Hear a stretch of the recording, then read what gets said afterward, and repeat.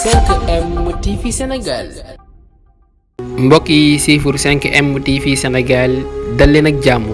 Olof Njaay day faral di wax naan tooñ du gàllaaj waxi Olof Njaay joojee nag kii la di Amy Ndiaye firndeel na ko ginnaaw bi nga xamee ne rek ma nga foofee ca assemblée nationale di yëkkati ay kàddu ñaaw di ko jëmale ci kilifa gi nga xam ne ku ñu ràññee lool ci Sénégal la mu di Serigne Moustapha Sy mi nga xam ne ñëpp ràññee nañ ko lool ci Sénégal mu nekk koo xam nag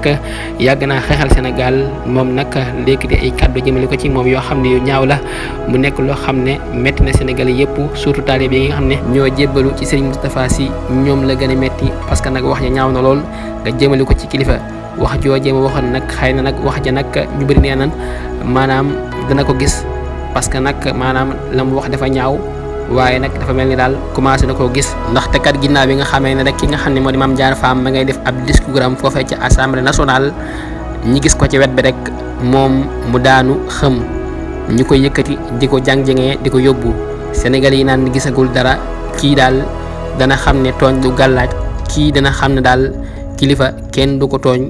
moom daal jamono ji daal Sénégal yi jàpp nañ ne daal maanaam dana gën a gis lu gën a doy waar lii ko dal foofee ca assemblée nationale ndaxte kat dafa tooñ kilifa goo xam ne ñi ko bëgg daa bëri ñi ko topp daa bëri mu di Serigne Moustapha Sy moom daal la wax ay kàddu mu metti Sénégalais yëpp surtout taalibe yi nga xam ne ñoo topp Serigne Moustapha Sy ñoom nag ñi ngi wax ne daal moom daal gisagul dara moom mii di Amy Ndiaye